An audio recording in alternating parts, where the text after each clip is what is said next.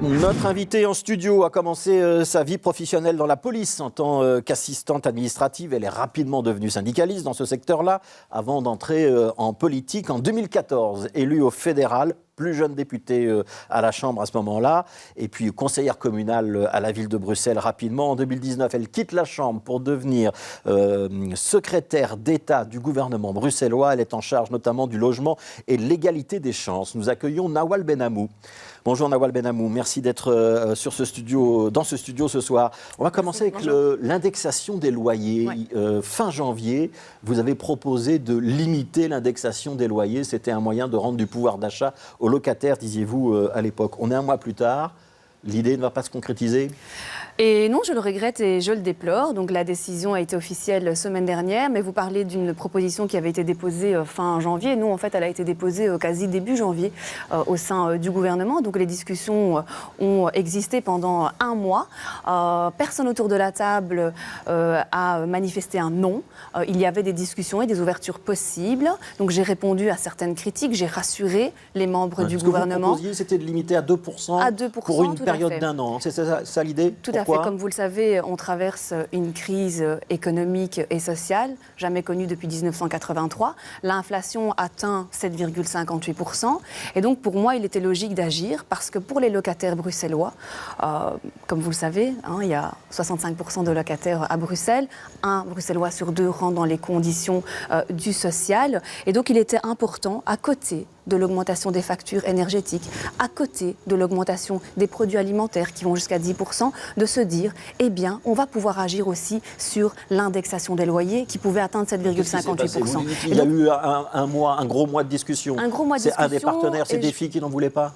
Voilà, Défi n'en voulait pas, mais n'a pas manifesté un non d'emblée dès ma proposition, mais a tout de même voulu discuter de la mesure. Et donc je trouve que la mesure que je proposais de la réduire à 2%, elle restait raisonnable parce que ça permet à un propriétaire de pouvoir l'indexer, d'indexer son loyer. Donc on ne touche pas au montant du loyer, donc le propriétaire peut augmenter son loyer, mais de se dire on ne peut pas aujourd'hui, avec la crise qu'on traverse, rajouter de la précarité à ces ménages bruxellois qui rencontrent des difficultés. Alors je vous propose d'écouter une déclaration. C'est celle de François De Smet. C'est le président de Défi, c'était sur ce plateau. C'était le 4 février. On écoute la déclaration de François De Smet et on en parle juste après. Le problème, c'est que c'est faussement généreux. Ça part de l'idée que tous les propriétaires sont riches et que tous les locataires sont pauvres. Un locataire qui est, je ne sais pas moi, fonctionnaire européen par exemple, il n'a pas de problème à payer l'éventuelle indexation parce qu'en plus tous les propriétaires n'indexent pas et la question de l'énergie. En revanche, il y a aussi des propriétaires qui sont pour la plupart à Bruxelles, des petits Donc propriétaires. Ça veut dire qu'il faut phaser, qu'il faut trouver un mécanisme. Je vous réponds, qui font face par exemple à l'indexation du précompte immobilier, des matières premières. Donc ce n'est pas si simple. C'est une mesure très généreuse qui a l'air surtout de com et qui a l'air en fait très difficile à mettre en place. Bruxelles, c'est 60% de locataires, 40% de propriétaires. C'est trop faible. Il y a toute une série de gens qui voudraient devenir propriétaires. L'accès à la propriété, pour nous, ça doit être la priorité. Alors, idée faussement généreuse, surtout de la com, trop difficile à mettre en place. Vous répondez quoi ? On parle de fonctionnaires européens et donc parce que des fonctionnaires européens peuvent payer leur loyer, on ne doit pas agir. Je rappelle quand même qu'il y a 150 000 ménages bruxellois qui consacrent plus de 50% de leurs revenus au paiement de leur loyer. Et moi, c'est à ces gens-là que j'ai envie de répondre. Et donc oui, cette mesure, elle n'est pas du tout déraisonnable, elle n'est pas, comme on dit, monsieur, faussement, c'est une com. Non, pas du tout. Avec cette mesure-là, on pouvait réduire le montant des loyers des ménages bruxellois. Vous savez, je recevais encore un message ce matin, une famille monoparentale, une dame avec ses 2 enfants, qui me dit mon propriétaire n'a jamais indexé son loyer. Cette année, il va le faire et c'est 80 € en plus dans mon loyer. Ça fait une charge considérable pour cette maman. Il n'y a pas eu d'accord. Il n'y a pas eu d'accord. Je regrette, je le déplore. Actuel. Est-ce que ça veut dire que vous reviendrez avec cette proposition-là pour la législature prochaine ? Je pense qu'il faut faire un vrai travail sur l'indexation des loyers. Vous savez, il y a des mécanismes qui encadrent le principe de l'indexation, que ce soit en Espagne, que ce soit aux Pays-Bas, en Allemagne. Donc, je veux dire, nos pays voisins le font. Je ne vois pas pourquoi est-ce que nous, on ne pourrait pas y travailler. Mais parce qu'on a parlé d'encadrer les loyers, on sait que ça n'a pas eu ça fait partie aussi de notre programme. Non plus. Je pense aux dernières négociations en 2019, lorsque la majorité s'est formée. C'est vrai, il n'y a pas eu de consensus. Il y a eu la possibilité de travailler sur cette commission paritaire locative et le conventionnement. Mais je pense sincèrement, M. Grosfilet, que pour la prochaine législature, il faut vraiment que l'encadrement des loyers soit une priorité pour la prochaine législature. Vous savez, des loyers. J'ai un chiffre qui fait froid dans le dos. C'est une étude que nous avons reçue récemment qui nous prédit entre 100 et 120 000 personnes qui seront sur liste d'attente pour l'obtention d'un logement social à l'horizon 2040. Ouais. Comment est-ce que vous voulez 49 à peu près, 49 000 personnes qui sont sur liste d'attente. Comment est-ce que vous voulez qu'on réponde à toutes ces familles Est-ce que vous en qui voulez sont un défi précarisées sur cet épisode? Je déplore l'attitude et la décision de défi, surtout que c'est plutôt en fait le chef de groupe qui était fortement présent lors des négociations.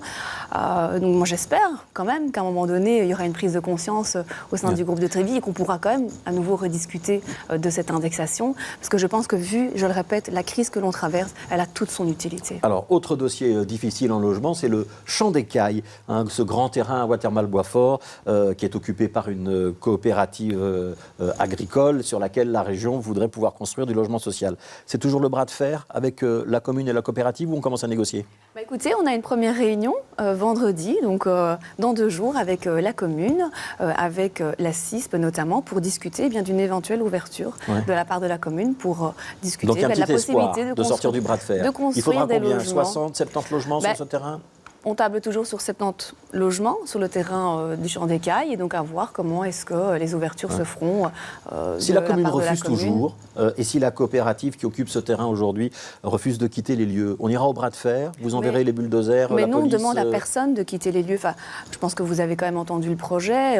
On propose de concilier espace vert et donc on garderait logement. l'essentiel des activités de Donc l'agriculture urbaine maraîchage resterait évidemment, mais on propose tout de même, c'est un terrain constructible pour du logement qui appartient aux locataires sociaux. Et donc il est important de pouvoir y construire du logement. Ça sera fait avant la fin de la législature, le coup d'envoi de ces chantiers ou pas? Je l'espère, en tout cas à voir comment aboutissent les discussions ce vendredi. Il y a 1 mois pour qu'on se mette d'accord sur quel projet on veut finalement pour Champ des Cailles. Il n'y a pas que le Champ des Cailles, il y a aussi la friche Josaphat dont on parle beaucoup. Et on entend beaucoup de monde dire dans ces discussions-là, on ne doit pas construire parce qu'en fait on a des bureaux vides et il suffit de transformer les bureaux en logement. Vous répondez quoi? C'est une vue de l'esprit, c'est possible? On fait les deux. Dès que c'est possible de reconvertir des bureaux en logement, on le fait, même si parfois c'est pas évident, parce que dans certaines communes on est parfois confronté aussi à des non, mais quand c'est possible on le fait. Mais à toutes ces personnes qui ne veulent pas construire et instrumentaliser aussi l'environnement, les espaces verts pour ne pas voir arriver des logements sociaux dans leur commune, ça me dérange. C'est ça qui se passe ça me dérange de dire je ne veux pas de pauvres chez moi.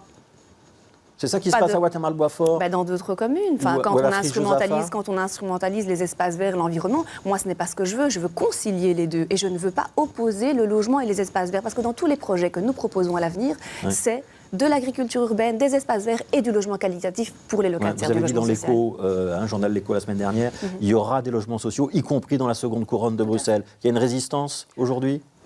On discute, il y a des bourgmestres qui sont beaucoup plus ouverts que d'autres. Dites-nous qui ne veut pas de logement social, qui ne veut pas de pauvres chez soi, pour reprendre votre expression. Il y a des bourgmestres qui sont plus ouverts que d'autres, où des négociations sont parfois un peu plus compliquées. Mais pour moi, l'essentiel, c'est vraiment de travailler en bonne intelligence, d'être efficace avec les communes pour qu'on puisse faire avancer. Quand il y a un blocage, vous passerez en force ou pas, Nawal Benamou? Oui. Ça, c'est sûr. Oui. Donc, à Watermal-Boisfort, s'il y a un blocage, vous passerez en force. On construira dans la deuxième couronne, on va dédensifier la première couronne, et l'objectif, c'est de construire dans la deuxième couronne. Tout le monde doit prendre ses responsabilités. Vous savez, dans l'accord de gouvernement, il est inscrit qu'il faut atteindre l'objectif des 15% de logements à finalité sociale. Il faut s'y tenir et il faut y aller. Merci, Nawal Benamou. Merci d'avoir été notre invité, secrétaire d'État au logement en région bruxelloise.